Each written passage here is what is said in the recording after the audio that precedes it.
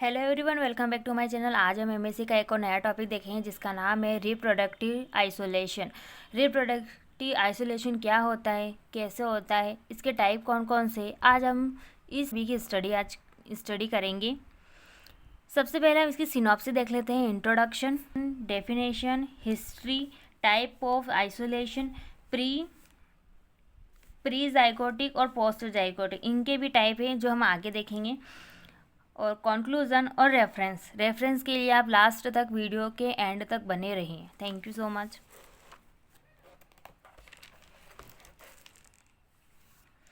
Topic start करते हैं। सबसे पहले हम इसका इंट्रोडक्शन देखें कि किसी भी पॉपुलेशन में कोई भी बैरियर जो जीन फ्लो को पॉपुलेशन के बीच रोकता है, इन्वायरमेंट में आए चेंजेस से जीवों में चेंज होता है। इस प्रकार के चेंज जीवों को उस इन्वायरमेंट के प्रति एडेप्ट करता है।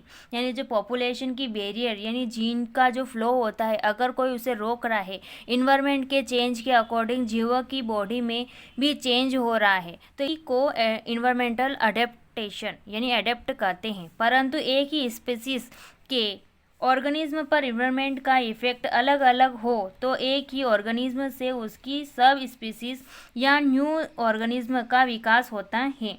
यानी परंतु क्या है कि एक ही स्पीसीज के जो ऑर्गेनिज्म हैं उन पर इन्वायरमेंट का कोई इफेक्ट हो रहा है और वह अलग अलग हो तो ऑर्गेनिज्म से कि सब स्पीसीज का या न्यू ऑर्गेनिज्म का विकास होता है। इस प्रक्रिया में नेचुरल बैरियर आते हैं, इसे आइसोलेशन कहा जाता है।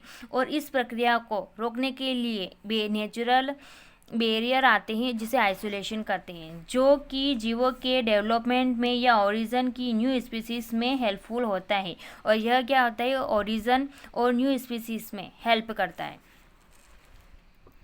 इसकी डेफिनेशन है, किसी स्पीसीज के ऑर्गेनिज्म के स्मॉल ग्रुप या सब स्पीसीज में डिवाइड होने की प्रोसेस को आइसोलेशन कहते हैं। यानी किसी भी स्पीसीज के ऑर्गेनिज्म हैं, जो जीव हैं, एक ही जाति के जो जीव होते हैं, उनकी स्मॉल ग्रुप या सब स्पीसीज यानी नई वाली जो जातियाँ होती हैं, उनके डिवाइड को की जो प्रोसेस होती है उसे आइसोलेशन कहते हैं।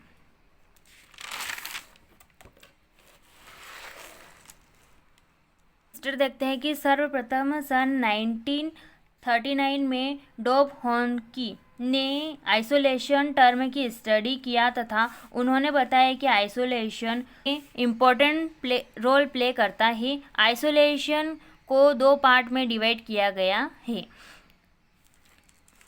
फिर इसके टाइप देखेंगे। Type of isolation, reproductive isolation को टू टाइप में डिवाइड किया गया है।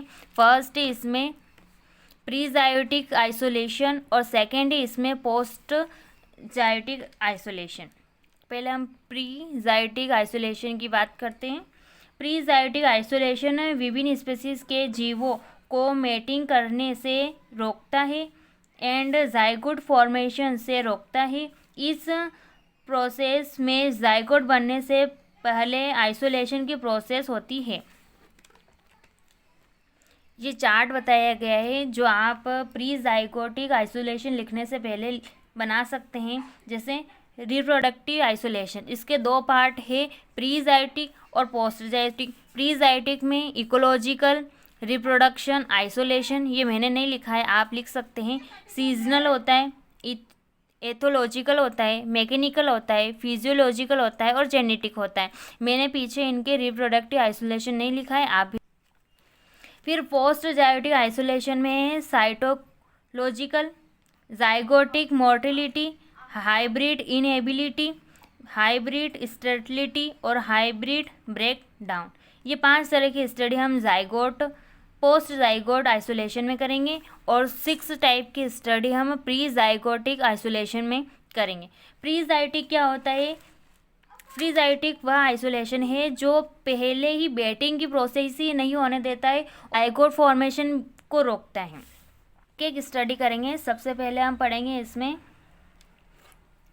Ecological reproduction isolation. जब एक ही स्पीसीज के जीव different habitat and ecology condition में रहने के कारण इंटरब्रीडिंग नहीं कर पाते हैं तो इसे इकोलॉजिकल रिप्रोडक्टिव आइसोलेशन कहते हैं।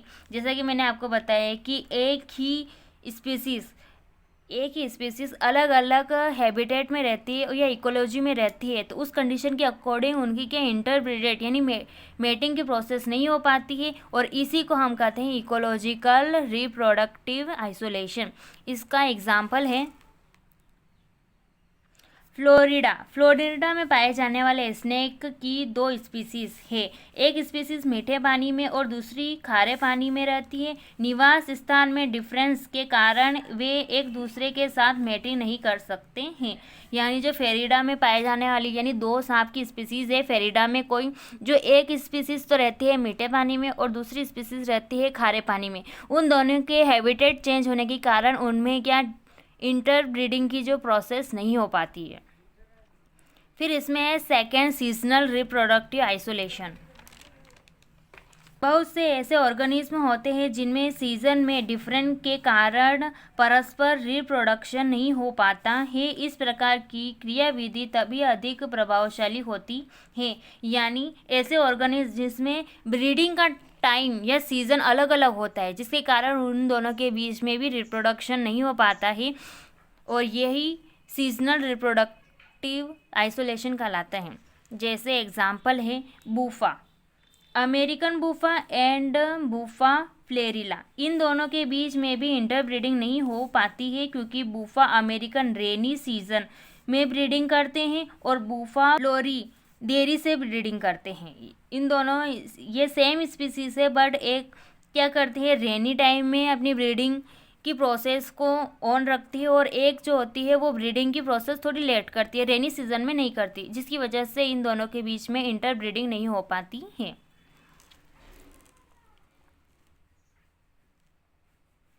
फिर है इथोलॉजिकल रिप्रोडक्टिव आइसोलेशन। यह एक बिहेवियर आइसोलेशन है। इस बिहेवियर में डिफरेंट के कारण इंटरब्रीडिंग को रोकता है। एक स्पीसीज में इंडिविजुअल में अपने पार्टनर को विशेष मेटिंग बिहेवियर से पहचानते हैं, जिसमें mating, dance, singing, sensory, light etc. शामिल है। यह एक ऐसा आइसोलेशन है जिसमें बिहेवियर आइसोलेशन भी अपन इसको कह सकते हैं। और इस ब्रीडिंग में डिफरेंट यह होता है कि इनकी अपने पार्टनर को एक सिग्नल के द्वारा पहचानते हैं, जिससे मेटिंग के टाइम पे जैसे कोई डांस कर रहा है, सिंगिंग कर रहा है, सेंसरी ऑर्गन, लाइट ETC ये सारी प्रोसेस में शामिल हैं। जैसे हम इसका एग्जाम्पल देखते हैं, ड्रोसोफिला में डी मेलेनोगेस्टर एंड डी स्म्यूलन्स की स्पीसीज के मेल में कोर्टशिप बिहेवियर के विशिष्ट पैटर्न होते हैं। इन पैटर्न में फीमेल के सामने एक विशेष स्थिति में बॉडी का पर्टिकुलर पोजीशन, पंखों का प्रदर्शन ETC शामिल है। मेटिंग के दौरान फीमेल इन विशिष्ट लक्षणों के आधार पर अपने साथी की पहचान करती है। फिर फोर्थ पॉइंट है इसमें मैकेनिकल या morphological isolation. Morphological difference developed होने के कारण इंटरब्रीडिंग नहीं हो पाती है। जेनेटिक ऑर्गन डिफरेंट होने के कारण भी मेटिंग नहीं होती है। यानी जो मॉर्फोलॉजिकल है उनका रंग रूप होता है, उसके कारण भी उनमें इंटरब्रीडिंग नहीं हो पाती है, और जेनेटिक ऑर्गन के डिफरेंट होने के कारण भी उनमें मेटिंग की जो प्रोसेस होती है वो नहीं हो पाती है। और ये ऐसा मौत की स्पीसीज़ के बीच डिफरेंस मैकेनिकल आइसोलेशन पाया जाता है। जो मौत की जो स्पीसीज़ है उनके बीच में ऐसा आइसोलेशन देखा गया है। फिर फिफ्थ है इसमें फिजियोलॉजिकल रिप्रोडक्टिव आइसोलेशन। कुछ ऑर्गेनिज्म में विभिन्नता होते हुए भी वे एक साथ रहते हैं तथा इनमें आदान प्रदान बना रहता है, बट इनमें मेटिंग की प्रोसेस सक्सेस नहीं हो पाती है। ऑर्गेनिज्म जो विभिन्न होते हुए भी एक साथ तो रहते हैं, लेकिन उनकी जो मेटिंग की जो प्रोसेस होती है वो सक्सेस नहीं हो पाती है। फिर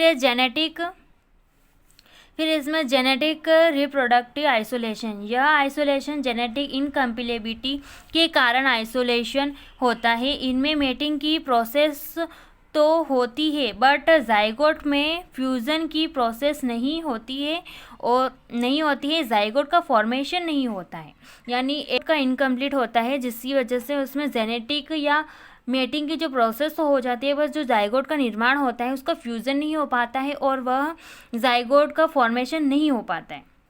फिर ये प्री जाइगोट यानी रिप्रोडक्टिव आइसोलेशन को मेटिंग से पहले की प्रोसेस है। किसी भी कारणवश अगर मेटिंग हो जाती है, मेटिंग होने के बाद उसमें जाइगोट का निर्माण होने से कैसे रोका जाता है वह उसकी प्रोसेस हम देखेंगे।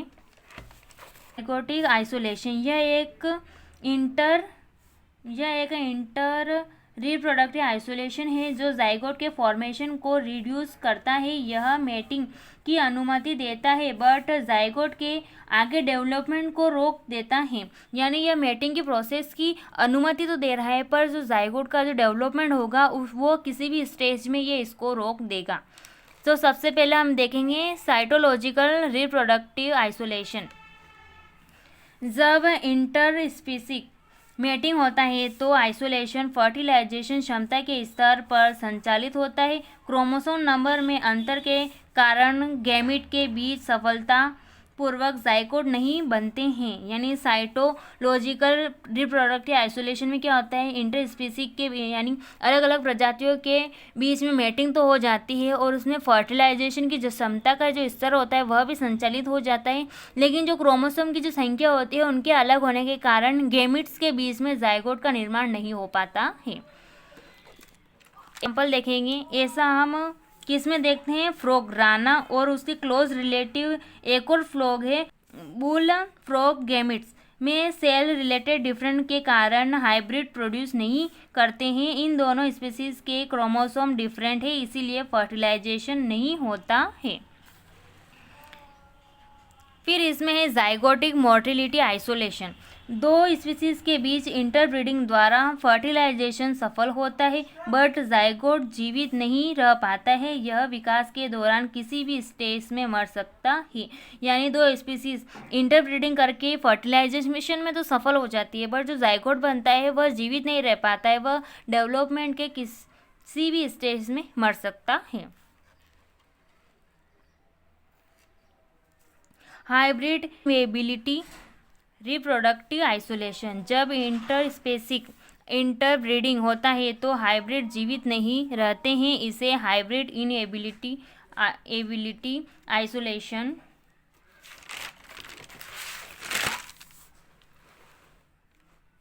आइसोलेशन कहते हैं। कुछ समय पश्चात हाइब्रिड स्वतः ही नष्ट हो जाते हैं।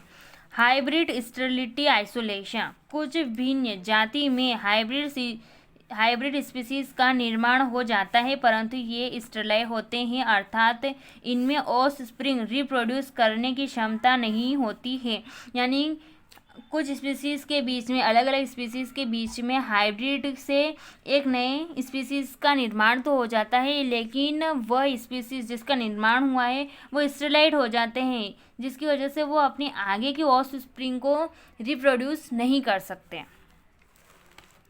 जैसा कि एग्जाम्पल में बताया गया है कि जब गधा व घोड़े के बीच मेटिंग की प्रोसेस होती है तो इससे उत्पन्न प्रोड्यूस को खच्चर कहते हैं और यह ऑफस्प्रिंग में स्टेरिलाइज होता है। यह ऑफस्प्रिंग रिप्रोड्यूस करने में सक्षम नहीं होता है, यानी जो खच्चर होता है वह अपनी प्रजाति को आगे बढ़ाने में सक्षम नहीं होता है। Hybrid breakdown isolation. Some organism में दो विभिन्न स्पीसीज द्वारा उत्पन्न हाइब्रिड स्वस्थ एवं प्रजनन करने में अल्प या पूर्ण रूप से सक्षम होते हैं परंतु उसके द्वारा उत्पन्न F2 फर्टिलाइज जनरेशन की संतान एबनॉर्मल एंड स्टेरिलाइज हो जाती है। इस प्रकार हाइब्रिड जनरेशन में स्वतः ही नष्ट हो जाता है। यानी इस प्रकार के आइसोलेशन में दो ऑर्गेनिज्म के बीच में फर्टिलाइजेशन हो जाता है, एक नया हाइब्रिड बन भी जाता है और पर उससे यह होता है कि उसके अंदर तो संतान उत्पन्न करने की कैपेसिटी डेवलप हो जाती है पर जो उसकी नेक्स्ट जनरेशन होती है उसके अंदर नहीं हो पाती है, वह एबनॉर्मल होता है, स्टेरिलाइज होता है, जिसकी वजह से वह अपने आगे की जनरेशन को कंटिन्यू नहीं कर सकता है। फिर लास्ट टॉपिक पढ़ेंगे आइसोलेशन। एक नेचुरल इवेंट होता है जो रिलेटिव स्पीसीज के बीच में जीन फ्लो को रोकता है। रिप्रोडक्टिव आइसोलेशन वह प्रोसेस है जिसमें दो स्पीसीज एक साथ तो रहती है बट मेटिंग की प्रोसेस नहीं हो पाती नहीं हो पाती है तथा मेटिंग प्रोसेस हो भी जाती है तो जाइगोट का फॉर्मेशन नहीं होता है। इसका रेफरेंस है इवोल्यूशनरी बायोलॉजी बाय वीर बाला रस्तोगी और by net. Thank you everyone. आज का वीडियो आपको कैसा लगा कमेंट में ज़रूर बताएं और ऐसे ही वीडियो के लिए इस चैनल को सब्सक्राइब कर। इस टॉपिक के नोट्स आपको मेरे टेलीग्राम चैनल पर मिल जाएंगे। Thank you so much.